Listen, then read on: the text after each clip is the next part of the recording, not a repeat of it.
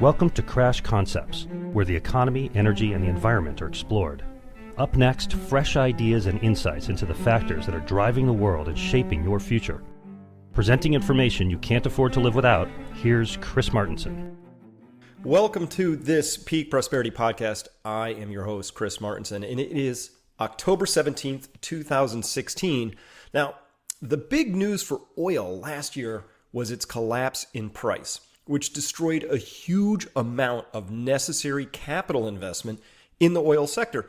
Now, here's what I said during the intro to a podcast with Gail Tverberg back in January of 2015. So that's a little more than a year and a half ago. Quote, as I look at my trading screen right here on the 12th of January, 2015, I see WTIC crude oil falling another 4.8% on the day and trading at less than $46 a barrel. These prices are damaging to oil exploration companies' bottom lines today and tomorrow's hoped for production. And they are destabilizing to an increasing number of oil exporting nations, end quote. Well, listen, obviously the destabilization happened. Obviously, we have a lot more data now about the destruction of not just the oil exploration companies' bottom lines, but also their investments that were not made. Listen, energy is everything. The world has no legitimate plan B for liquid fuels at this point. Not one that I've seen at any rate. And no electric cars, I'm sorry to say, are not coming online fast enough to make a real difference. Yet. But even when they do, we'll discover that there's a big, complicated, messy, dirty world behind the receptacle into which we plug our nifty green vehicles. And more frighteningly, the world's population is eating fossil fuels. Not directly, of course. Nobody's crunching down a piece of coal for breakfast at this minute, but just one tiny step removed. Every calorie of food in the West has 10 or even 20 calories of fossil fuels silently embedded within them. So thinking about all this is difficult, emotionally challenging even, and it's really something that most people and most governments would rather avoid. But look, keeping our heads in the sand about all this, that's not an option either. Well, to discuss all this today, we are welcoming back to the show Gail Tverberg to discuss this, and not a minute too soon. Now, you all know Gail. She's a professional actuary. She applies her risk assessment expertise to finite world issues: oil depletion, natural gas depletion, water shortages, and climate change. And for years, Gail has authored some of the most informed analysis on the global net energy predicament in her post, first at the Oil Drum, where I ran across her, but more recently under her very popular blog, ourfiniteworld.com. And there you'll find both really intelligent articles and super intelligent comments. She's got a great thing going there. So Gail, thank you so much for joining us again. Well, I'm glad to be here. Well, let's start. Look, so much is happening in the world. We could easily get into the details, but before we do, I want to back up, widen the view out first. If you were at an energy conference, say one focused on making a transition to alternative energy, what would be some of the biggest fallacies or false beliefs or misconceptions that you'd untangle if you could? Well, it's hard to know where to start, but there's part of the issue is that we need a transportation fuel. We need a liquid transportation fuel that operates in our existing vehicles, and the biofuels are just not cutting it. And there's no way that we can transfer to electric in a reasonable time frame. This is one of the misconceptions that's out there. It's just, it's much too big a problem. And you've got your Caterpillar tractors and all of these things. It's not just your private passenger autos. And there's even the issue of how you keep making your roads and things like that. We use the asphalt for making the roads themselves, as well as for operating the machines that make the roads. So all of it gets tied very much together. So there's that issue. But there's another piece of it, too, is that intermittent energy isn't at all the same as the other intermittent electricity especially, is not at all the same as regular electricity. And in fact, as I've talked to some people that are more involved with it from, actually working with the transmission lines, it really, just trying to scale it up becomes just an unreasonable problem very quickly. And the whole idea that we can just push the problem off over to those transmission people and they can magically wave a magic wand and make it happen isn't going to happen. There's just too much of a physics problem. You can't get wind and solar to all kind of work together and somehow or other support the grid without spending many, many, many times the amount of energy that the wind and solar makes to fix your grid to make it work. So the whole thing just falls apart when you look at it that way. But at best, the wind and solar are just a tiny supplement to what we have right now. It might slightly reduce our oil and gas usage, but not very much. Right. The only credible plan I've seen, and by credible I mean it was within an order of magnitude correct. It's not really a full plan, but it was a thought piece put out by the director of China's national grid, which manages all of the electrical grid for China, proposing to the world that the world, if we really wanted to move to alternative energies, no one country could do it. So they proposed the world should do this, and we would populate the Arctic with wind towers because the wind's always blowing up there, and we would populate desert regions with solar, and we would then spend around $50 trillion globally doing this to both put that infrastructure in and then create the pipes necessary, the grid pipes to bring that electricity to the markets. 50 trillion would be roughly 2/3 of the entire world's economic output. That's a massive number. It's several orders of magnitude larger than anything else I've seen proposed. I don't even know if it's like off by a factor of 2 or 3. I don't know. But it was the only thing I saw that was even remotely close to something I would say, we could start with that as an idea. Right. And then, of course, this stuff would be subject to all kinds of hurricanes and all kinds of natural forces, so you'd constantly need to be repairing it all and replacing it over time. So, there would be an ongoing cost to it as well. There's an energy loss problem when you start trying to ship your electricity thousands of miles, so you'd have to really overproduce in order to make it work that way. And then you start ending up with resource problems and trying to keep up this whole big grid. And you would end up with, some large share, at least large relative to what we're currently using, share of the population working on keeping up this grid and trying to make everything work, because it would be so hard. At $50 trillion, we're talking wages of a lot of different people would be working on this stuff, so they would not be manufacturing other things that we need. Oh, so absolutely. It would not be good for us. Well, absolutely. And I want to get to that economic component in a minute. The first thing I want to start here, though, is this.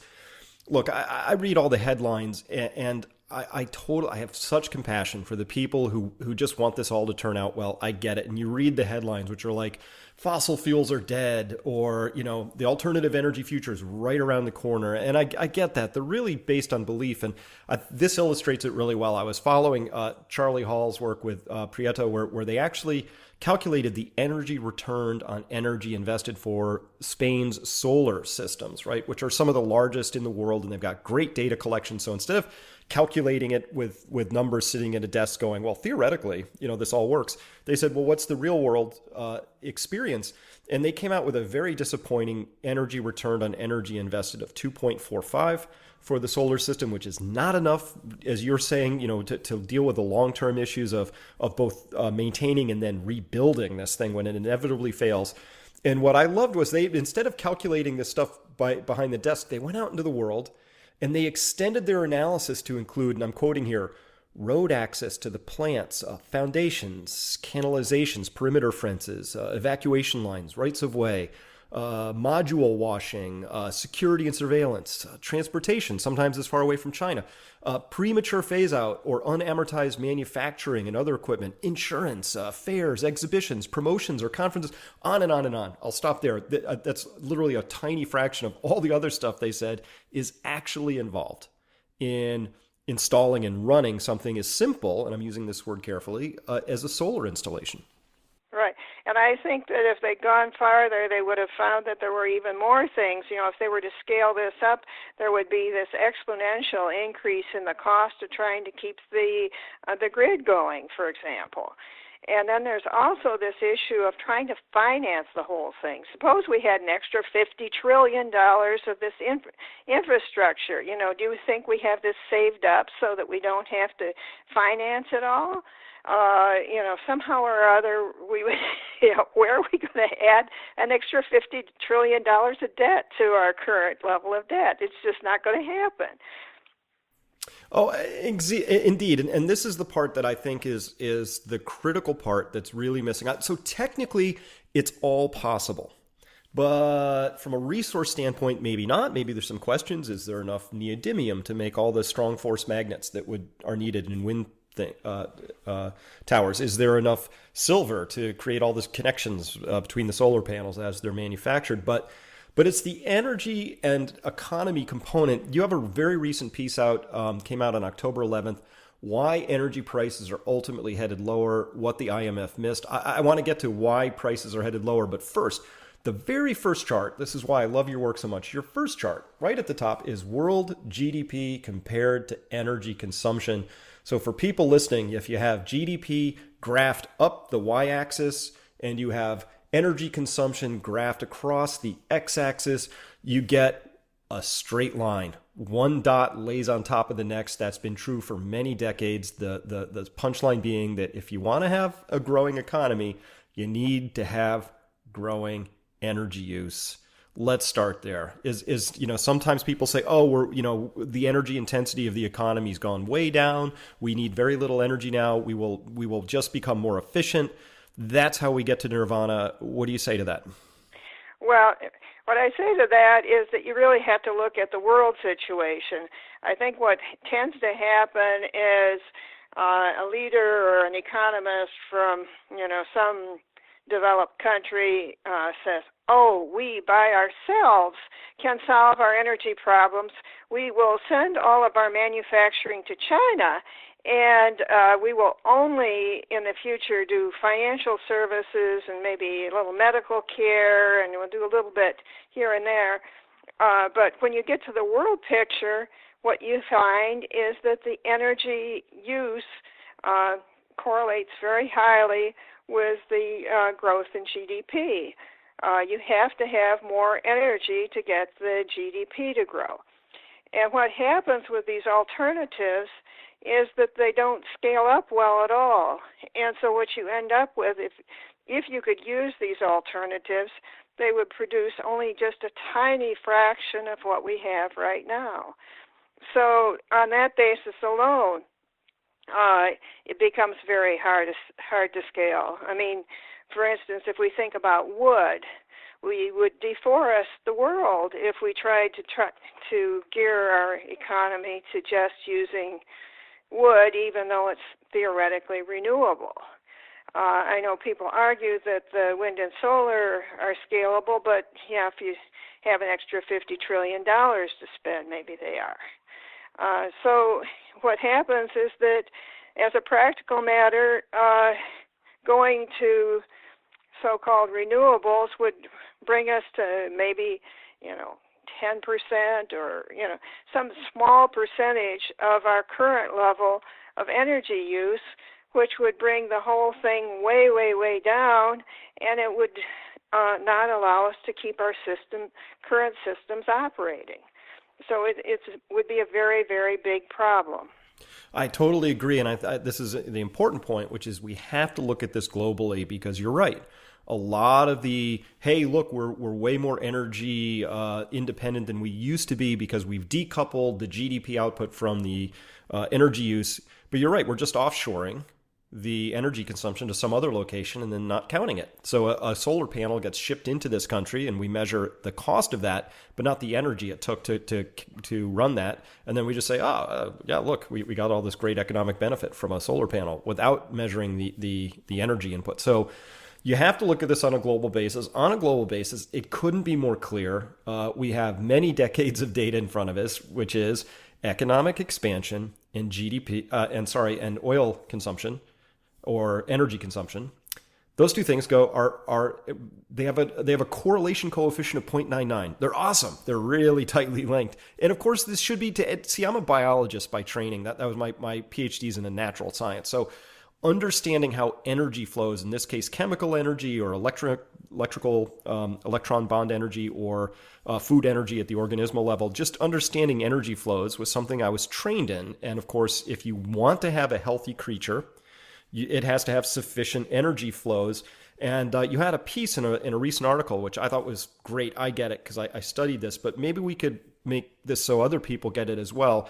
And it's the idea of the economy being a dissipative engine. Like I think the example you used is a hurricane is a dissipative engine. Like it's sitting there, it's taking the latent heat in the ocean and it does crazy, awesome, beautiful things with it and forms a really tight eye wall and has all this beautiful organization, which is funded by energy, and it's dissipating that energy. And eventually when it runs out of that energy, well, what happens next?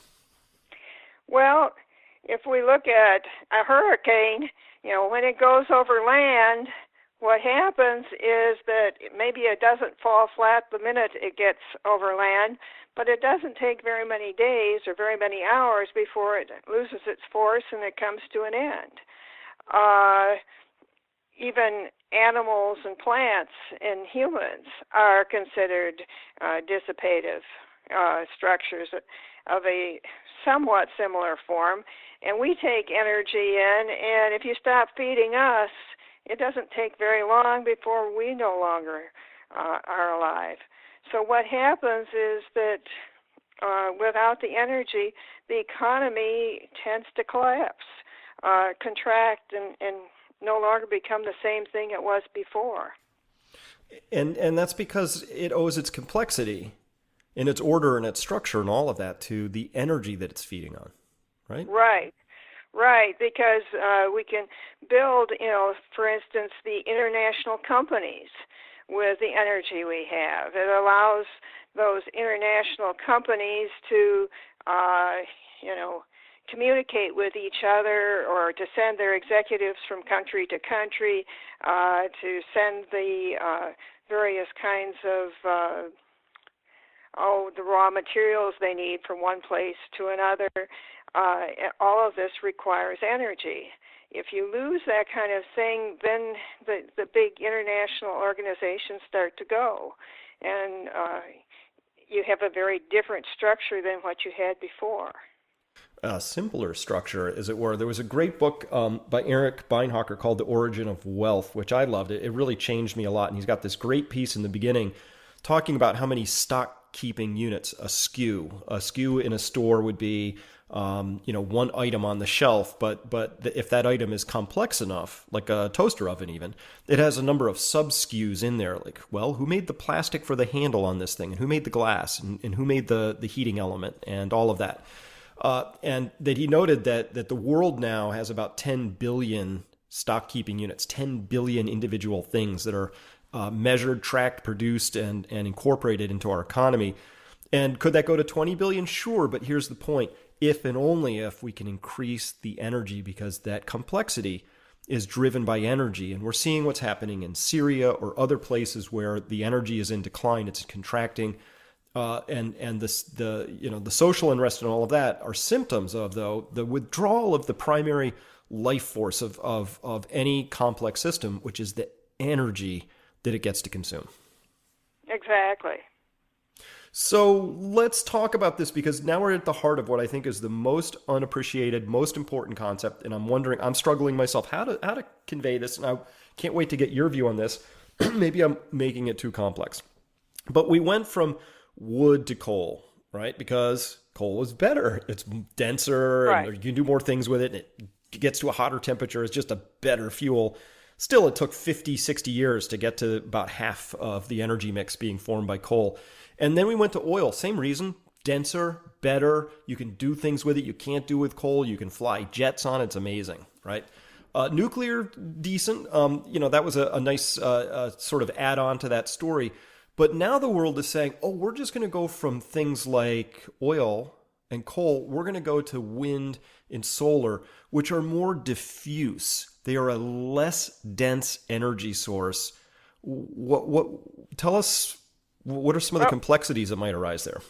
Well, I think the first thing I would point out is that everybody takes the story as far as you got it to the nuclear, the oil to the nuclear, and then I think you have to go back to, and then we went back to adding more coal again because the price mix got too expensive for us. It was just too cost effective. It was no longer cost effective just to use the oil, and we used globalization to effectively raised coal production in China, India, and some other parts of the world, and so that our coal percentage could go way back up again and help keep the costs down. I think we also brought hydroelectric up. And so we had to work through these directions. We couldn't just go in the way of more and more expensive energy. We had to find a way to balance it out to keep the costs down. Now, when we talk about these more and more diffuse energy sources, we have to get them channeled to the point where we really need them. And I think what happens is a couple of things. One of them is that it's terribly expensive, or at least very expensive, just to put the solar panels or the wind turbines in everywhere and then put in the transmission lines. But what happens is that they, even at that point, are not fully adjusted to what we need. If I look at my energy consumption by month of the year, it's very clear that in the United States, the big energy consumption months are January and February. And so this is the cold, dark time of the year. Now we've got to figure out how in the world are we going to suddenly fix this so that we can get this energy that we really need from the earlier of the year, use wind and solar, and somehow or other channel it to keep us warm when it's cold out. Even if you put in batteries, you can't make it last for 6 months. It's just kind of goofy. So, people just have not thought this through. Admittedly, you can put them in and you can say, oh, in the warm parts of the world, we can make it so it's a little easier for people to have air conditioning. Well, that's nice, but that's not what we need to solve our problems. Well, so let's talk about how we do get to some of this, because certainly, obviously, there are a lot of things we could do if we wanted to become more energy efficient. So let me pick on something easy. We've known for a long time that if you just double the insulation of a house, over the life of that house, the energy savings are extraordinary. Building codes still don't require that in the U.S. I'm seeing houses go up right across the street and stick framed with woefully inadequate insulation.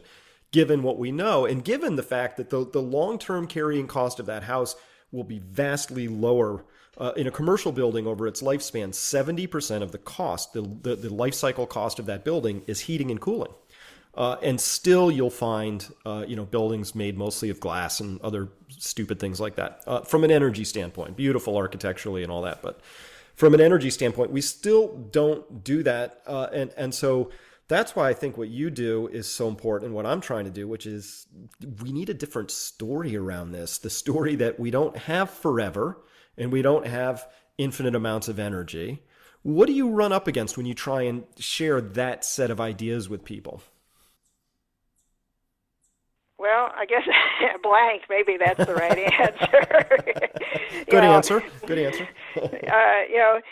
People are, they're busy working on CO2 is their big concern.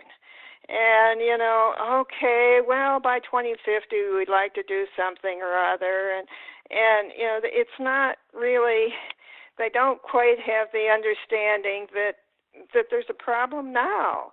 The low oil prices are a huge problem, and if you look at it, it's really low oil, low coal, low natural gas prices, and low prices on a lot of different kind of commodities. And so we have a real problem right here and now, and it's a low price problem. It's really something that people aren't realizing are a manifestation of what's wrong with our economy. Now, well, connect that dot, because that's counterintuitive to say that low oil prices are a signal of something that's wrong with our economy. How do you connect those dots? Well, it's kind of hard to explain, but our economy is a network system, and you have the workers play a double role. And the workers, they receive wages, but then they also use those wages to buy things. And if the workers are getting a smaller and smaller share of the output of the economy in terms of wages, they have a harder and harder time buying things like houses and cars and these big items that really are what our economy grows with. Then it's the fact that there's not enough what we call demand that causes the problem. You know, it's basically the fact that the factory workers and the what I call non-elite workers, the people who have high school educations, aren't getting good enough wages that's causing the problem. And so, and also the fact that young people are spending so many years in college, and then after they get out of college, and they're getting relatively low-wage jobs when they get out, and they've got this big debt as well, and it all works out that they can't buy new houses. They're not earning enough, and they delay starting their families for the same reason. So all of this cuts back on the demand, and as a result, the price drops lower. I guess the other side of the story is that the price of the cost of extracting oil and all of these other things has tended to go up just because we extract the easiest to extract first, and that's the cheapest to extract. And so we're not able to keep the prices up to the levels that they need to be. And it's the big problem. So we can get a problem. The reason why our supply tends to get cut off is because at least in my view, is likely to be because the prices are too low rather than too high. Now, I want to get to that because clearly these low prices are way below what's necessary for oil companies to successfully prosecute their investment decisions. So, leaving aside that Wall Street Journal and Bloomberg keep talking about how shale operators have figured out how to make a lot of money at $40 a barrel. And by the way, people, anybody listening, all you have to do is not read any more of those articles and wander over to the actual investment filings for these companies, and you'll discover they are bleeding at these prices. It's just extraordinary. But on a wider level, we've seen the first investment decisions called FIDs of the major oil companies get reeled way back, perhaps over $1 trillion of investment not made since mid-2014. And so here we are without all those investments being made, such that in 2014 and 15, those were collectively, each year was the worst for oil discoveries since the 50s, but you put them together back to back, and we haven't had a string that bad in a long time. Less than 3 billion barrels discovered during years when 30 billion barrels were burned. So about a 10% replacement. Gail, getting to that, that has to create a supply problem someday, doesn't it? You would think so, and it seems like it may not be very far away. I know natural gas supply is down this year in the United States, and coal supply is also down in the United States. So, we got all three of them down. in the United States. Worldwide, I think coal supply is down, and it may, well, we're getting more on a plateau with the oil. It may be down as well. So we're going to start seeing a spike, but when we see a spike, it will fall. What tends to happen when you get a spike in oil prices is it falls through to other prices as well, like food, and the result tends to be that recession, because people find that they need to cut back on discretionary spending, buying things that are optional, because they have to cut back somewhere. And I know I was reading this morning that quite a few restaurant chains are closing because the young people, in the whatever 18 to 35-year-old range, are not buying enough stuff at restaurants anymore. But what you get is cutting back. Certainly. So let's talk about the floor ceiling dynamic of this. We have a floor. You've presented a number of demand destruction based events that would cause prices to fall. We've been seeing that worldwide. The world economy obviously limping along, not at its normal air quotes, which I think was abnormal, never to be repeated again. Longer story. But, growth rates of 4 and 5% on a real basis and 6 or 7 on a nominal basis, not happening. So on a demand basis, we can see this demand destruction, and that leads to oversupply in the short term. It leads to lower prices. And this, of course, is destroying the companies that are there to produce oil, natural gas, coal. So we've been seeing some fall in their output. We've been seeing retracting investment. But we know that because of your wonderful chart that compares GDP to energy consumption, and consumption and production are the same thing. We don't pull it out and store it for long. So when we look at that, we can just say that falling energy production has got to be associated with falling GDP. That's a bad thing. We have a very unstable financial system that either expands or collapses. It has a very awkward, very delicate in-between moment between those states. But on the same side, if we flip to the other side, we get to the shortfall and prices spike, then that will be too high for the world that's indebted with hundreds of trillions of dollars of outright debt and even 4 or 5 times that amount of unfunded liabilities and other unstated liabilities off balance sheet. So there's a floor which is too low for the energy companies to actually survive and thrive in, and then there's a price that's too high for the economy to operate in. That to me is the floor and the ceiling that I wish people at these energy conferences understood a little better, because when the floor and the ceiling touch, my view is that what is now possible is a fraction of what was possible in a prior time. Right, and I think we've gotten to a situation where the floor and the ceiling touch. It's gotten bad enough so that there is no price that works. That the price that the producers need is higher than what the market will bear. And in fact, if we go to a place like Saudi Arabia, you'd say, they can get it out of the ground for $20 a barrel or, some low price. But then when you look at it, you discover that they really need a much higher price if you include in all of the taxes and the need for all of the funding they have so they can keep social order, and so they can import lots of wheat and many other things that the economy needs, and they can build their desalination plants. So they really can't get along on $20 a barrel. They had learned how they could get along on $100 a barrel or $120 a barrel, but they can't get along on $50 a barrel, even in Saudi Arabia.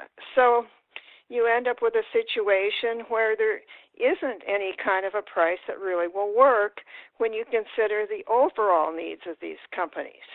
Yeah, so that's a great point. I still had the floor and the ceiling in my brain apart a little bit, but I think you're right. So if we can say there's a price, obviously the prices that exist right now are not working for countries and large companies, energy producers, and energy exporting nations. Too low. Obviously, it's already killed Venezuela. That's cooked, and we're just waiting to write the postmortem on that. Saudi Arabia in the process of disintegrating at this point. Russia seeming to do a little better with it all, possibly because they've still priced everything in rubles, and the ruble fell too. So they had a little bit of, for financial reasons, a lessening of the pressure on that valve. But at the same time, there's a price which we can clearly see is going to create immense demand destruction on the other side. And the idea that those are almost the same number now, to me, that's got to be, that's one of the most hair-raising, frightening moments, because the only way we're going to build this next future, whatever it is with the energy we've got, period. There's no other way for me to analyze this story. And of course, it's much more complex because of the amount of debt that's been involved, people's belief systems, the complexity of all of that. So how do we start to listen? Doing nothing is not an option, as I mentioned before. We have to do something. So what do we do here? Well, I have a hard time coming up with something. It's sort of like saying, well, we've looked at this, and with the energy sources that we'll be able to have without with just the renewables and such things, it's going to be equivalent to you're living on a 600 calorie a day diet.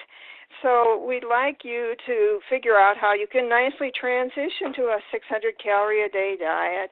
And I think you'll look forward to this new view of life that you are able to take on as you change your diet. You're going, well, I don't think so. This just doesn't work. It's the same kind of thing. Well, what do you give up? Do you give up taking care of your electric transmission lines? Do you give up taking care of your oil and gas delivery lines? Do you give up taking care of your roads? It's all of this infrastructure stuff by itself would take the equivalent of your 600 calorie diet. And so you suddenly discover that all of the pieces that you depended on are the parts that so desperately need energy. And so it's very, very hard to cut back, or at least the way I look at it is. Oh, absolutely. I agree with that. And so it's a complex relationship.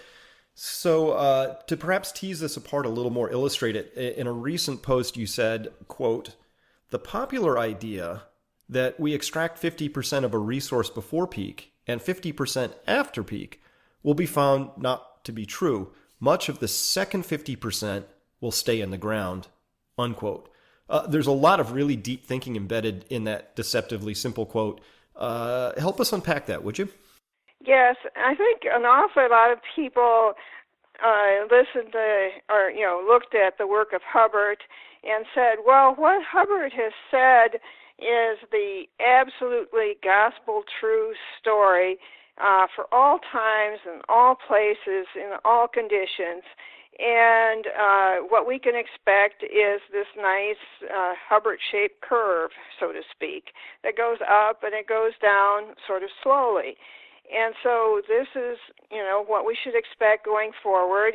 And so oil supply will kind of continue like it has before. It will decline rather slowly going forward.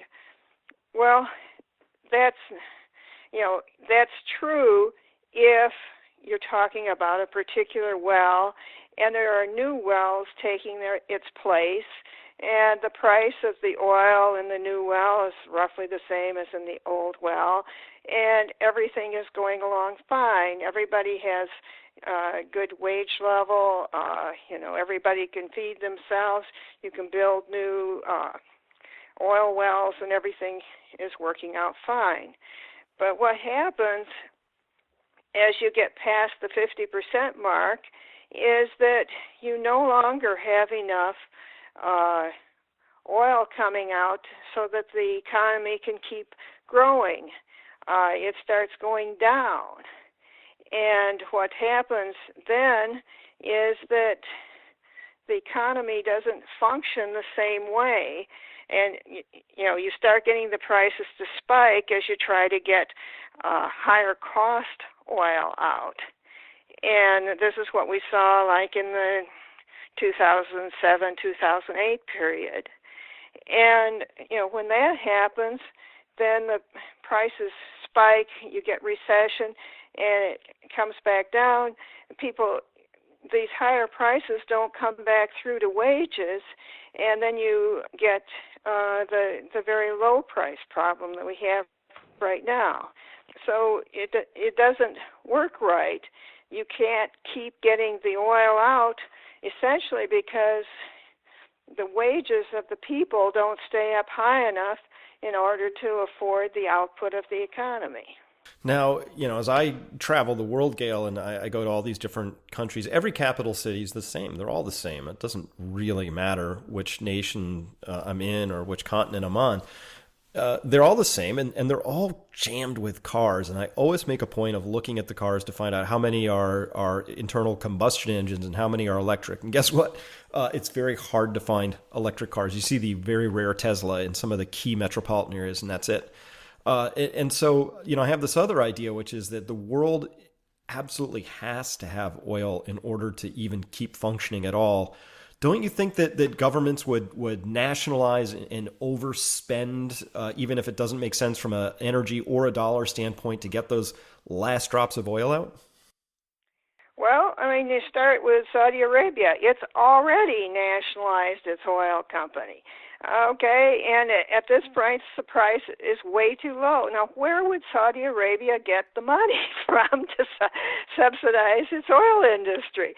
It gets all of its money from the oil industry. It can't subsidize it. And we've got Russia out there, and where would it subsidize its oil industry from? That's where it gets its taxes from. As you look around the world, that's the situation. Oil is a big source of taxes. But you're talking about, say, the United States, maybe. Mm-hmm. But, how many people are going to vote for a politician who says, well, we've decided that our oil industry needs $120 a barrel oil, and the price is only about $50. So, we would like to increase the price by that amount. We'd like to subsidize our oil companies to that effect. And, how many voters are going to vote for that, because that's going to come through to higher costs at the pump, and it's going to come through, I guess, I'm not quite sure where they're going to get the subsidy from. Well, maybe they'll just print it up. We'll just print it up, yeah, right. I think that we're going to end up with some situations where you get then the falling dollar relative to the other currencies. And so then if you're getting the falling dollar, then you get the oil price to go back up again to some extent. But all of this gets to be a big mess because I'm not sure that I don't think the politicians would do it in the first place, but printing the dollars would also affect the relativity, so all of it gets to be complicated. Yeah, big moving pieces. I only slightly joked about the printing it up because I think we would try that because, currently we've got another delusion out there, which is, look, apparently we can print tons and nothing bad happens. But again, that's just storing, storing potential energy for a future date. We'll see how that turns out. But ultimately, the dollar price doesn't matter. That's the hard part I find in this conversation is it doesn't matter. Is it a penny a barrel? Is it $1 million a barrel? What really matters is the net energy that's available to flow through the system. What constructs we put around it and what we price money at and what we call that is interesting, necessary, complexity to understand, but ultimately irrelevant. If we have falling net energy per capita, we're going to discover that it's harder and harder for the average person to get by, and that creates political pressures, social pressures, all kinds of other things. That really, when people say, oh, I remember in the 70s, one person could earn the wage necessary to support a house, even at minimum wage. Like, yep. And that's kind of where we hit our net energy per capita coming out of our own oil fields. And it's been kind of downhill ever since. So that's an explanatory and maybe even a predictive sort of an analysis that you could put on there that overlays quite nicely. But very few people still have that energy awareness of the role that it really actually plays, and everything is a little bit of a derivative from that, even though it's an interacting derivative. So, with that, we are out of time, but I just wanted to thank you so much for your time today, and especially, Gail, for your work in educating people about something most don't really still want to be educated about, but boy, still as necessary as ever. And I will direct people back to your website, ourfiniteworld.com. Is there any other way people can track you or keep in touch with you, or maybe go see you at a conference? Well, I guess there's a Twitter, and it's Gail the Actuary, all one word, GAILTHE Actuary. I don't have any upcoming conferences that are, well, the one I know of that's upcoming is in Europe, and I don't think it's something that I would advertise right now. Mm-hmm. So I think Our Finite World is probably the best place. Well, great. And hopefully you would post there when you do have an upcoming conference. So I would invite people to read the site, read the blog, see you if they can. And we'll have you back on again at some point, because I know this conversation is just starting for the world. Okay. Well, thank you again. Thanks for calling. Yes, appreciate it. Bye. My pleasure.